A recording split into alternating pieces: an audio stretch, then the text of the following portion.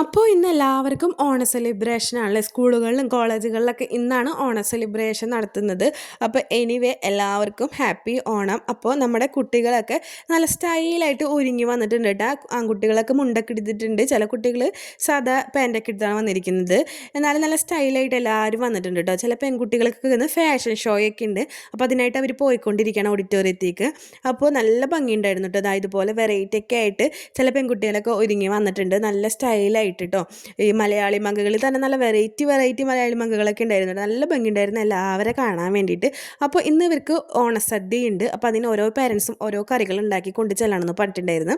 അപ്പോൾ അതൊക്കെ ബന്ധപ്പെട്ട ചെറിയൊരു വ്ളോഗാണ്. അപ്പോൾ നമുക്ക് നേരെ വീഡിയോയിലേക്ക് കിടക്കാം. അപ്പോൾ ഇന്ന് ഞാൻ കുറച്ച് നേരത്തെ എഴുന്നേറ്റു കേട്ടോ. അപ്പോൾ ഇന്ന് ഞാൻ ഏറ്റെടുത്ത കറി എന്ന് പറഞ്ഞാൽ പുളികറി ആട്ടോ, ഇഞ്ചിക്കറി എന്നൊക്കെ പറയില്ലേ, മധുരക്കുള്ള ആ ഒരു കറിയാണ് ഞാൻ ഏറ്റെടുത്തത് വെക്കാമെന്ന് പറഞ്ഞിട്ട്. അപ്പോൾ രണ്ടാൾക്കും കൊടുത്തയക്കാമെന്ന് വിചാരിച്ചു. കുറച്ച് മാത്രം കൊടുത്തയച്ചാൽ മതി എന്ന് ടീച്ചർ പറഞ്ഞിട്ടുണ്ടായിരുന്നു. കാര്യം 2-3 ആൾക്കാർ ഇത് ഏറ്റെടുത്തിട്ടുണ്ടാവും. ഓരോ കറിയും 1-2 പേര് ഏറ്റെടുക്കുന്നുണ്ട്. അപ്പോൾ നമ്മൾ കുറച്ചുണ്ടാക്കിയാൽ മതി എന്ന് പറഞ്ഞു. അപ്പോൾ അതുണ്ടാക്കുന്നതിൻ്റെ ഭാഗമായിട്ട് ഞാൻ പണികളൊക്കെ ഒന്ന് കുറച്ച് നേരത്തെ കഴിച്ചു വെച്ചിട്ടാണ്. ഉച്ചക്കൽക്കുള്ള കറികളും ചോറും ഒക്കെ ഫസ്റ്റ് തന്നെ ഉണ്ടാക്കി വെച്ചിട്ടാണ് ഞാൻ പുളിങ്കറിയും ഒക്കെ ഉണ്ടാക്കാൻ വേണ്ടി നിന്നത് കേട്ടോ. സ്കൂളിലേക്കുള്ള കറി ഉണ്ടാക്കാൻ വേണ്ടി നിന്നത്. അപ്പോൾ ഫസ്റ്റ് തന്നെ മീനൊക്കെ ഒന്ന് പുറത്തെടുത്ത് വെച്ച് ഒന്ന് ക്ലീനാക്കി അതും ചോറും കറിയും ഒക്കെ ഒന്ന് ആദ്യം ഉണ്ടാക്കി കഴിഞ്ഞാൽ ആ പണി കഴിഞ്ഞ് കിട്ടുമല്ലോ. അപ്പോൾ നേരെ അതിലേക്കൊക്കെ ഒന്ന് കിടന്നു. അപ്പോൾ നമ്മൾ തമ്മിൽ കണ്ട പോലെ തന്നെ ഈ ഓണാഘോഷത്തിൻ്റെ ഭാഗമായിട്ട് കുറച്ച് വിവാദങ്ങളൊക്കെ വന്നില്ലേ. ഒരു ടീച്ചർ വോയിസൊക്കെ അയച്ചെന്നും പറഞ്ഞിട്ട് ഓണം ആഘോഷിക്കരുത്, ഹിന്ദുക്കളുടെയാണ് ഓണം എന്നൊക്കെ പറഞ്ഞിട്ടുള്ള കുറച്ച് വോയിസൊക്കെ നമ്മൾ കണ്ടുല്ലേ. അതിനെപ്പറ്റി എനിക്ക് പറയാനുള്ളത് എന്താണെന്ന് വെച്ചാൽ, ഇത് ഇന്നും ഇന്നലെയും ഒന്ന് തുടങ്ങിയ ഒരു ആഘോഷമല്ല ഈ ഓണാഘോഷം എന്ന് പറയുന്നത്. സ്കൂളുകളിൽ കാലങ്ങളായിട്ട് നമ്മളൊക്കെ പഠിക്കുമ്പോൾ ഉണ്ടായിട്ടുണ്ട് കേട്ടോ ഓണാഘോഷം. അത് ഒന്ന് നമ്മളൊരു സദ്യ കഴിച്ചു അവിടെ പോയി ഒന്ന് സെലിബ്രേറ്റ് ചെയ്തു എന്ന് പറഞ്ഞ് നമ്മളെ വിശ്വാസത്തിന് അത് ബാധിച്ചിട്ടുണ്ടോ എന്ന് ചോദിച്ചാൽ ഇല്ല, നമ്മളെ വിശ്വാസത്തിനൊന്നും അത് ബാധിച്ചിട്ടില്ല. പിന്നെ ഇങ്ങനെയൊക്കെ നമ്മൾ കുട്ടികളെ എൻഗേജ്ഡ് ആക്കണം. ഓരോ സെലിബ്രേഷനിലും നമ്മൾ കുട്ടികളെ എൻഗേജ്ഡ് ആക്കണം. കാരണം ഇന്നെന്ന് പറഞ്ഞാൽ ഈ ടി വിയും ഫോണും ഒക്കെ കണ്ട് ആ ഒരു ലോകത്ത് ജീവിക്കുന്ന കുട്ടികളാണ് പലരും. അപ്പോൾ അവരറിയണം ഇങ്ങനെ സെലിബ്രേഷൻസ് ഉണ്ടെന്നും ഓരോ ഇവൻറ്റുകൾ ഉണ്ടെന്നും ഒക്കെ അവരറിയണം. ഓണം, ക്രിസ്മസും പെരുന്നാളും എല്ലാം ആഘോഷങ്ങളും ഈ കൊച്ചു കേരളത്തിൽ നടക്കുന്നുണ്ടെന്നുള്ള കാര്യം അവർ അറിയണം. പിന്നെ അതിൽ അവർ എൻഗേജ്ഡ് ആകുകയും ചെയ്യണം. അപ്പോൾ അതിലേക്കൊക്കെ നമ്മൾ കുട്ടികളെ ഒന്ന് എൻഗേജ്ഡ് ആക്കാം.